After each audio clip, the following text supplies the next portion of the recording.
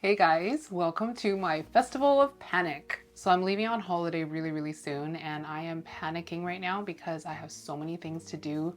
Not all plant related, but plants. Prepping my plants for my holiday is on the top of my to-do list right now. And I also need to pre-film things so I have uploads for when I'm away. So I figured today we're going to hit both of them at once. So I wanted to go over things that have worked for me in the past for when I go away, whether it be 5 days or whether it be like 3 weeks. Just a few things that work for me to make sure that the plants are alive when I get back. I don't need them to be perfect, I just need them to stay alive. And then I have a few other things I need to do, like I need to chop a few plants because Charmaine is heading down to California and I need to pass on some cuttings to her so that she can ship them out to the people that we're like doing trades with or gifting. So I'll kind of go through my vacation protocol first of all, and then we'll get into the chopping and stuff. And I'm leaving it really late because I just got so swamped with everything in life. So it's lucky that she's not leaving for a couple of weeks because she can keep an eye on the cuttings. But before we get into that, I wanted to show you this shirt, which is Charmaine's new merch. So on the front, there's this little skeleton thumbs up, and on the back, it says greenish thumb because that's kind of how we feel about ourselves. We're just trying to do our best here. And also, I know I haven't built this up at all. I really haven't talked about it too much. I've been way too busy, but I did launch my merch as well. I'm gonna link both of our shops in the description if you just wanna kind of have a browse through what we got, but we're both partnered with Fourth Wall. So it's print on demand, which is really important to me because I don't have the warehousing space to do fulfillment. I don't have the time to do fulfillment, but Charmaine had been partnered with them already and I ordered from them. I had great experience. They had great customer service and I really like the garments that they print on, which was like so important to me. I think I'm just at the age now where when I buy something, I want it to last and I want to just have fewer things. So I very rarely buy clothes. I just want them to last. I want them to go with everything. I kind of take the same approach with food too. Like I try to buy the best ingredients that I can afford and just make like simple things and where I can actually taste the ingredients. So I have a bunch of designs printed on this garment as well. It's the oversized fit one. So this one is in faded bone is the color and it's a size large. Realistically, I could probably also get away with medium and it would still be nice and roomy. And the sleeves would still be quite long on the medium for me. But this garment in my shop and in her shop is probably my favorite garment to print on of everything. So that's personally my choice, but I'll do a little scroll through of my shop. I didn't do that many designs, but I wanted to get them on really nice garments that I personally enjoy wearing. And I feel like a lot of people are the same as me, like where you want things to feel a little bit oversized, a bit roomy, a little bit boxy, nice long sleeves in the shirt. So if you like the oversized shirts, but you don't want it to be huge, because this one is large and it's really long. Like it's coming down to probably like halfway down my thigh. So it'd actually be a perfect t-shirt to wear with like bike shorts, leggings, that kind of thing. If you want to oversized but not like huge, then I would just go with your normal fit. So usually I buy medium. I will fit into a small, but it would just be a little bit too form-fitting for me. So I like medium personally. So medium probably would be like my ideal fit in this t-shirt, but I also really like the large. I just feel like I want the options. I don't know if it's confusing if I'm talking about both their shops at the same time, but we're kind of a package deal. So to be clear, this shirt is from her shop. This one is also from her shop. I ordered this one. So this one is a different garment. This one is the super soft and it's more of a classic fit. So you can see the sleeves aren't like super long. Whereas on the oversized one, the sleeve goes all the way down to your elbow. So this one is really soft. If you like soft, kind of like a little bit more drape in the t-shirt. And I got this one in extra large. And the length isn't as long on it, and extra large is the perfect fit for me. And as a reference, in case you're about the same size as me, I'm just shy of 5'7". I think the last time I measured my height, I was 168 centimeters. And I don't know my weight, so I can't tell you my weight. I have not weighed myself in over a decade, and I refuse to weigh myself. So I usually wear like a size 4 jeans or like size 25. My shop has been live for a few days at this point, at the point I'm filming this, and I'm so grateful for everyone who has ordered. Those of you who have sent me messages to congratulate me, it's just so nice. Like you guys are so nice and I thank you so much. I only put out a few designs, but I had so much fun making them. It was just nice to get reacquainted with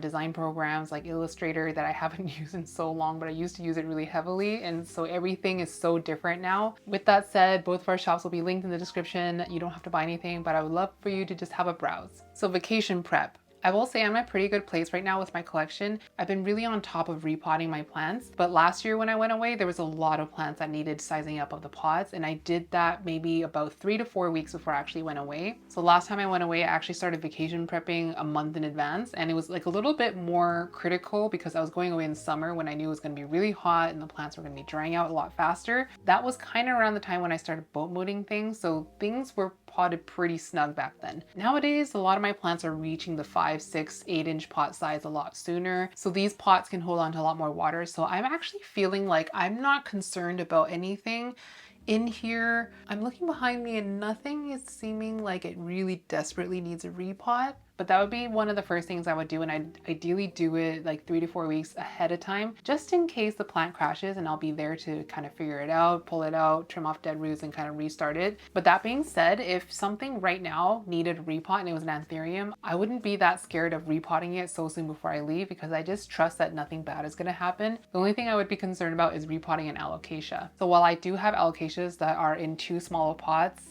I'm not doing anything about it because I think it's better off in a too small a pot, and I'll just fill the water really high, then repot it before I leave, it rotting all of its roots and just be dead when I come back. But if there was anything I was noticing was drying out really fast, needed watering like every 3 to 5 days, that's definitely something I would be repotting at this point. The other thing I'm going to be doing when I go away, and I'm not going to do it today because I'm not going away yet, I'm going to be reducing the timer on my grow lights. So usually I have my grow lights on for 12 hours. It's either like 8 to 8 or like 9 to 9. So I'm going to reduce it from that 12-hour period to about 6 hours. So it's going to be half the amount of time. I did that last summer when I went away for 3 weeks, and it was really, really hot at that point, and nothing died. And I only had Jing come water once while I was gone. So by reducing the timer on the grow lights, the plants aren't going to be taking up the water as quickly.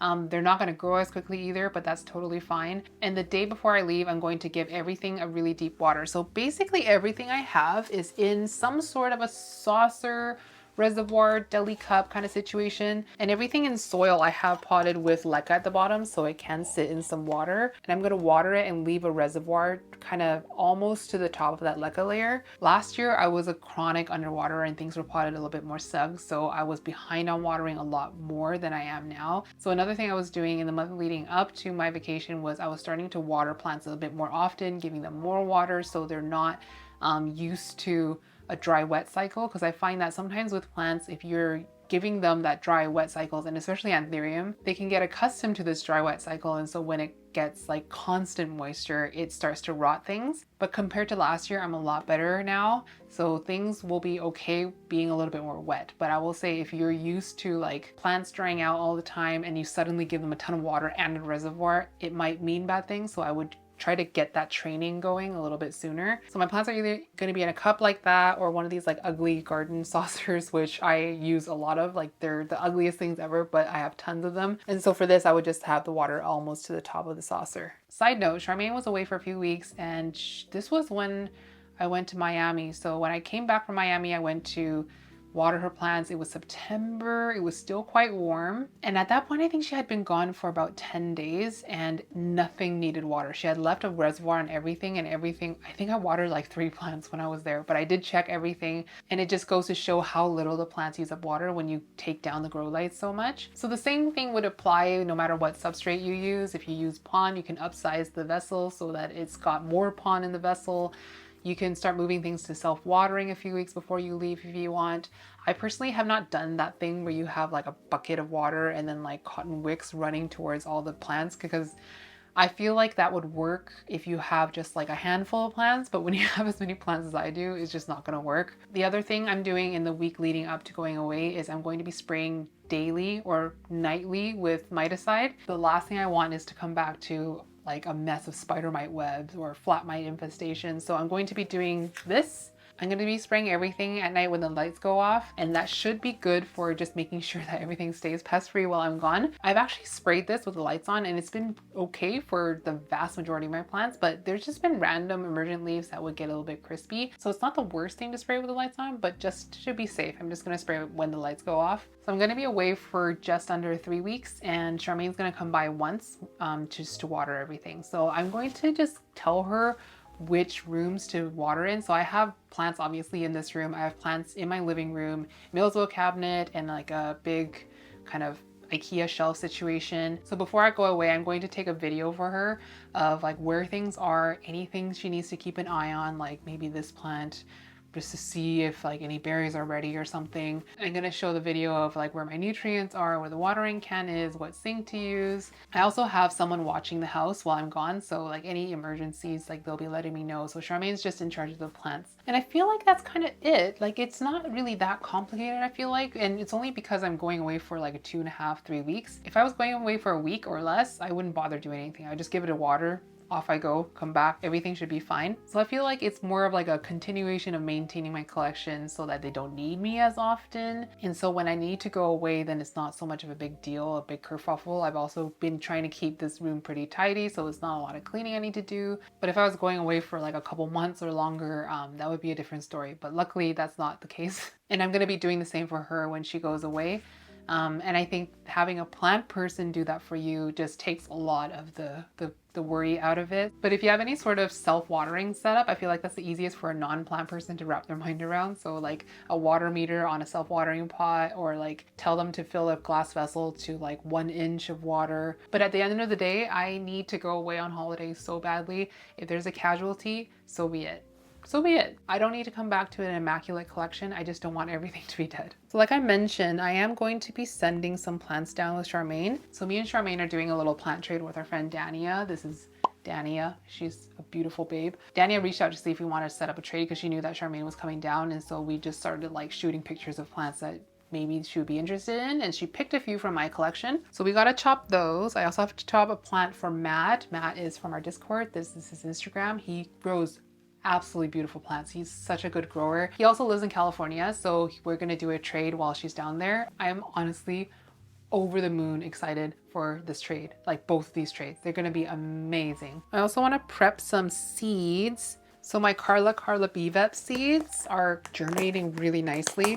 I am so excited for how well these are germinating. They look super healthy. So far, nothing has rotted. Everything looks to be just going swimmingly. So I'm going to be prepping a few containers of these for her to bring down. And I feel like that might be it. So I'm gonna show you the plants we're gonna chop. First on the cutting board is my Carla Bevep. This is a GPH cross with round Carla Bevep. So I'm gonna try to get a cutting or two, and one of them will be for Matt. Another plant for Matt. This one's already cut. It's a growing propagation. So this one's a Bevep. This one is from, well, it's from Amanda, we got it from Paul, but it was originally from Rory. So yeah, that's quite the little journey, but this one is like actively growing. It's been growing so much better since I got it out of Highlight. For Dania, she wants a cutting of this bad boy. This is my Magchris Carla from Amanda, and it's freaking beautiful. It really needed a repot anyway, so I'm happy to cut it. This plant has never been cut before, so it's gonna have quite a lot of stem, I think, hopefully. I feel like the internodes are stacked pretty tightly, but I'm sure I can get at least one cut out of it. And the only thing is that now that I've cut it, I won't be able to use it as a mother plant for breeding, but really wasn't super high on my priority list anyways. So it kind of helps me out because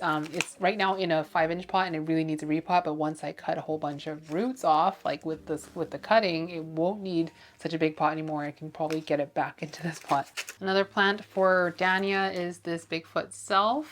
This one was grown from seed. I got it as a seed. No, it was not a seed. It was grown from seed, but it was not a seed when I got it. It was like a little seedling, but it's been a really easy grower, and she's in her like crystallinum era right now, like as I am. And I think she quite liked this one. And Charmaine also wanted a cutting, so I'll see if I can get 2 cuttings out of it. But if not, I will give the first cutting to Dania, and Charmaine, I'm sure, is not in a hurry for it. This one is also good because it's really rooty in here, so this will buy me some time before I need to get it into a bigger pot. Another plant that's already propped and growing, but this is for Dania.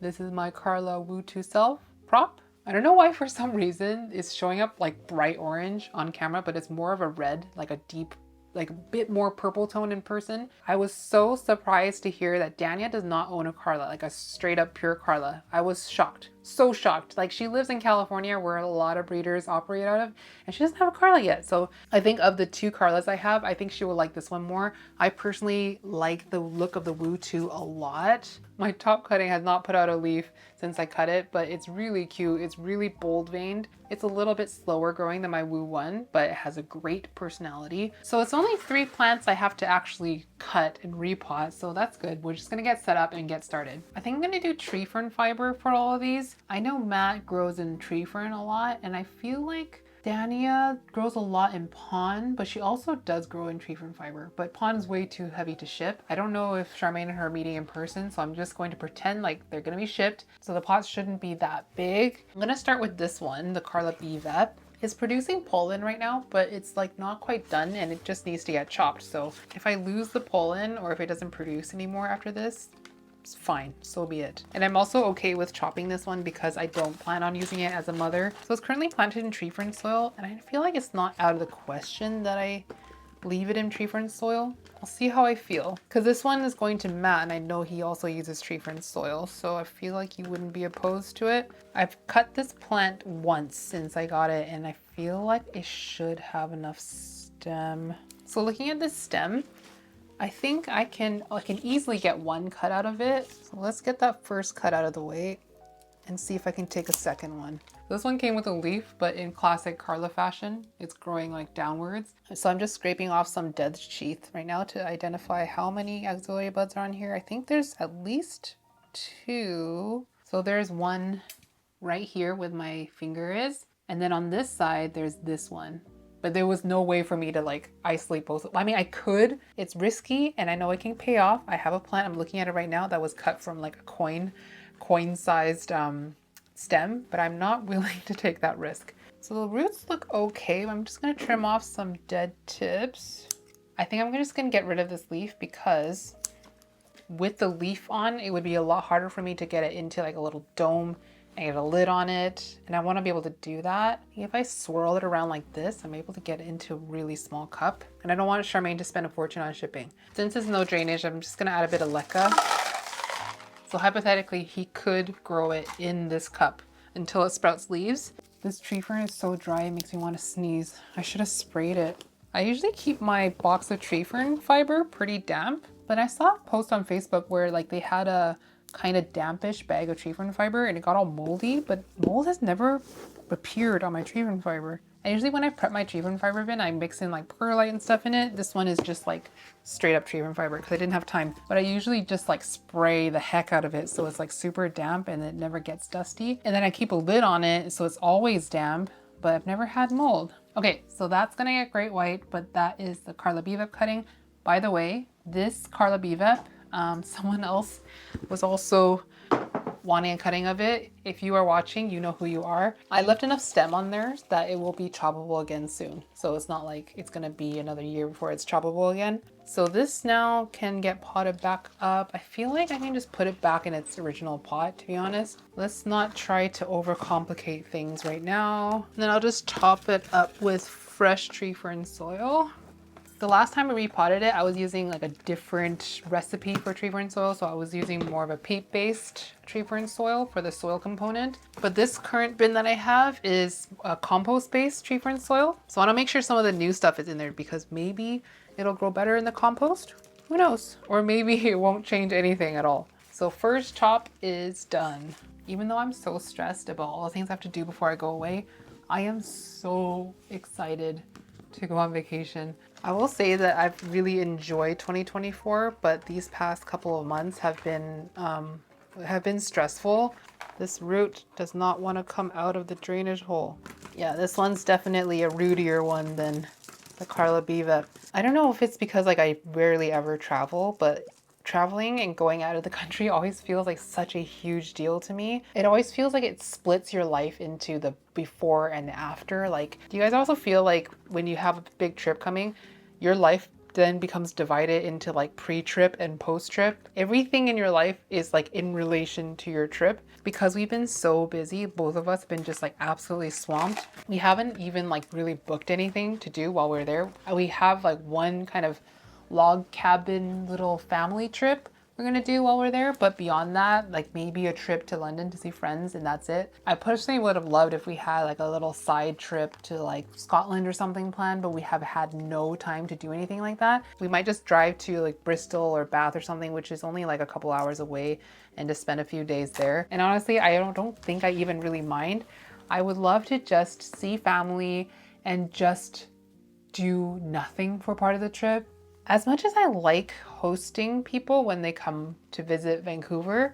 I find it really fun to like show them things and just suggest restaurants, and you feel like a bit of a tourist in your own city and you can rediscover things that you haven't seen in a couple years.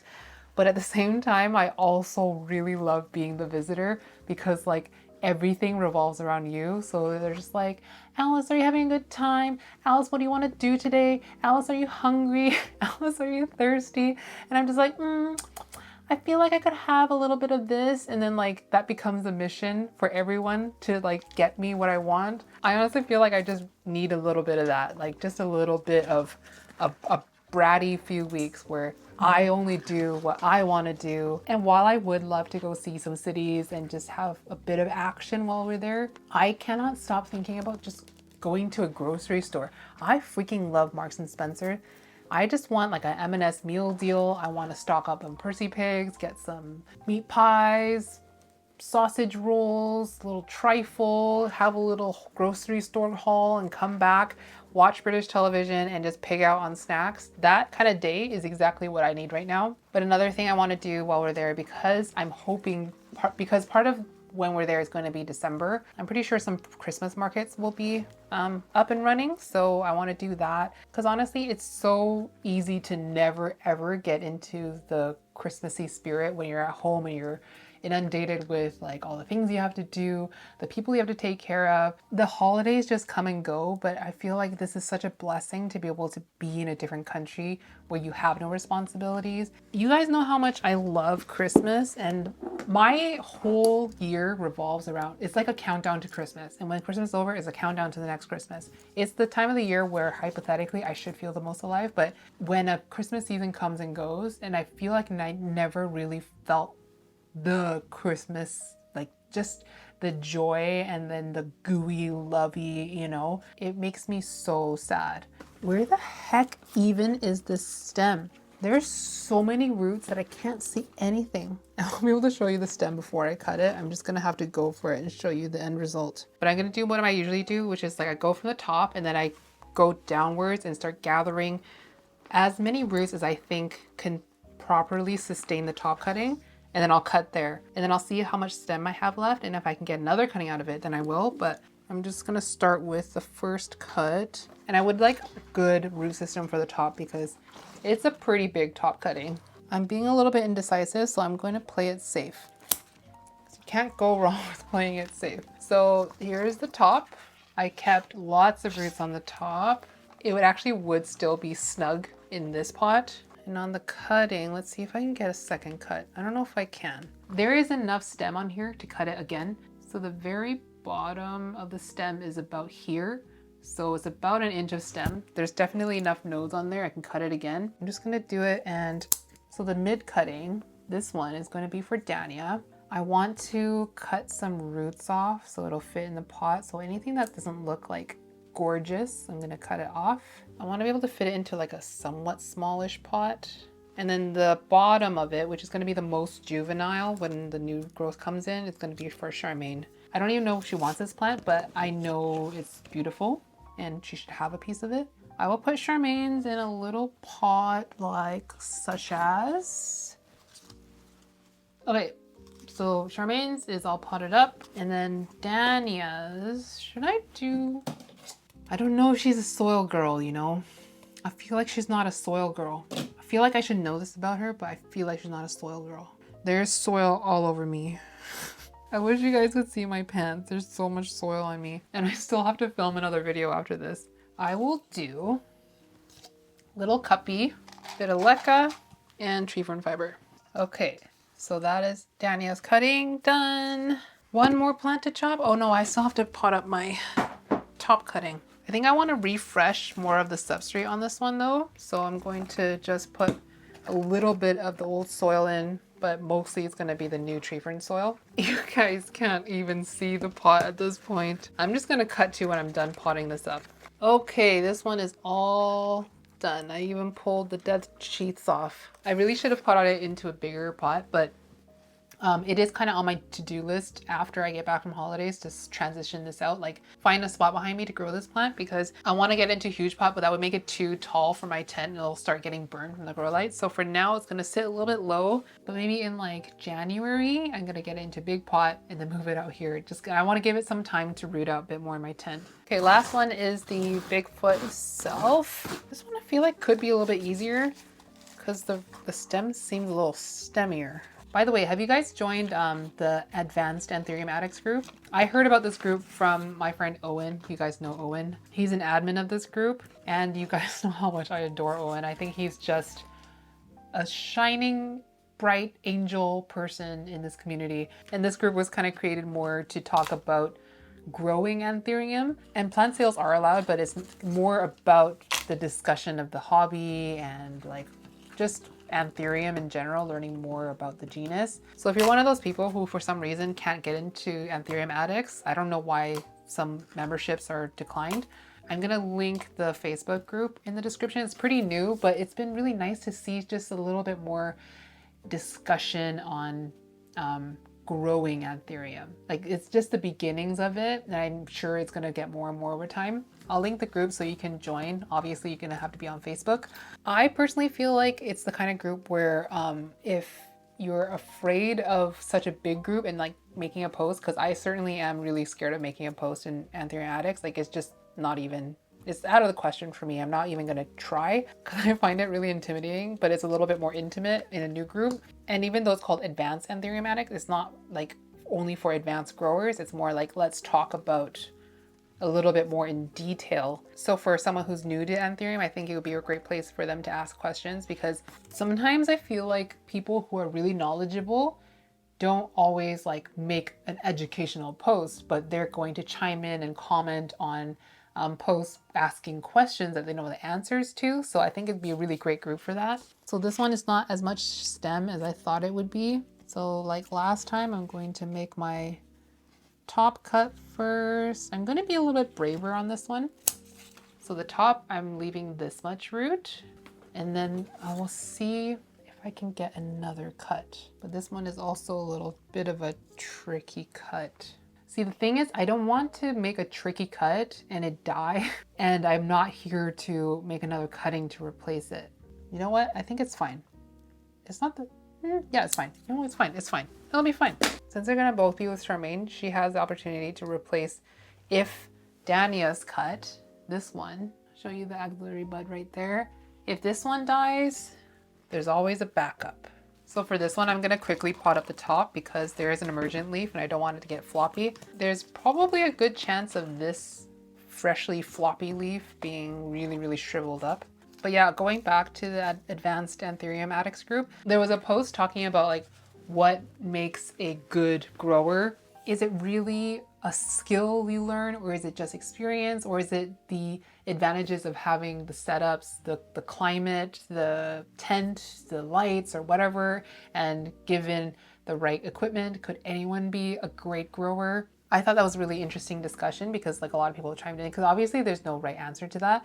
But I really liked what Paul wrote in the comments, and one thing he was saying, like he wrote a lot of stuff, but one part that stuck out to me was him saying that like a good grower should know like how many plants is too many plants, because it's a lot easier to have 20 perfectly beautiful, pristine plants than 100 like okay looking plants. Meaning it's a lot easier to have great success growing a plant when you have a lot more time to dedicate to that plant. But he's also talking about how he doesn't get like super scientific about it, which is kind of, I feel like anthurium can feel really daunting and intimidating to people because so many great growers have such intense setups. And I realize that I'm personally not defining what is a good grower, because I don't know that I have a strong opinion on what makes a good grower. I just mean that people that have really beautiful plants and impressive collections often have a really impressive grow setup, tents, automated systems, things like that. There's a lot of talk about this, the chemistry behind mixing nutrients, the order of things. So personally, I don't get into the science of nutrients like that. I just find it a little daunting. It's not that I'm not interested. I just don't think I'm that motivated to, and I feel like it could be really expensive. So I just kind of do what feels right. And Paul was also saying that's kind of his approach as well. He doesn't get super scientific about it. And I feel like when you see these kinds of remarks from such, in my eyes, successful growers, and he has incredible plants, it feels good to kind of feel like you're not missing out on some like crazy magical world where you could really level up your growing by doing certain things, because there are certain growers that prove that it can be done without getting into the nitty-gritty science of it. That being said, I really appreciate that there is that side of the hobby, because for non-scientists, you have to kind of go out of your way to look for opportunities to get scientific and learn scientific things. So for anyone like me who's like interested in it but don't have a scientific mathematical brain, it's really good to know that that option is there and that side of the hobby is there for us to like learn and dabble in. But it's also at the same time nice to know that you don't need to do that to have amazing success with Anthurium. I need to make sure that I am not mixing. Okay, so this is Bigfoot. This is Carla Bevep.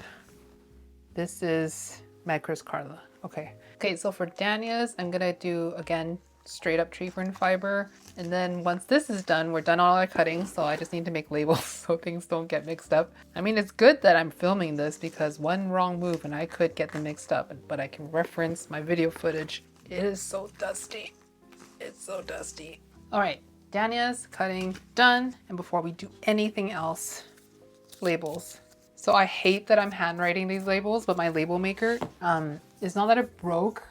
I bought a cheap version of the label maker tape refills and it doesn't quite work. So in order to use it, I have to like print and pull at the same time, otherwise it gets stuck. And I could do that, but by pulling and printing at the same time, it's like thermal printing. It skips little bits and like little bits don't get printed properly. So it's not even really much better than handwriting it. So this is Bigfoot itself. Meg, Chris, Carla GPH001 by BVEP. And now we can safely go get our great white. A bit of great white for everybody. Great white. It doesn't need to be super wet, but because this tree fern fiber was bone dry, like dusty dry as you guys saw, I do need to make sure there's enough water in there to wick up and saturate everything. Still pretty light, but I think it's okay. Okay, next I'm gonna put everything that's going to Charmaine into a bin. I feel sad to say goodbye to this Carla, but I'm so glad it's going to Dania.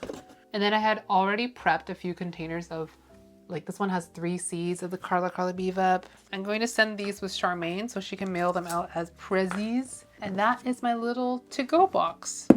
I'm gonna quickly tidy up right now because I feel like this is just a mess.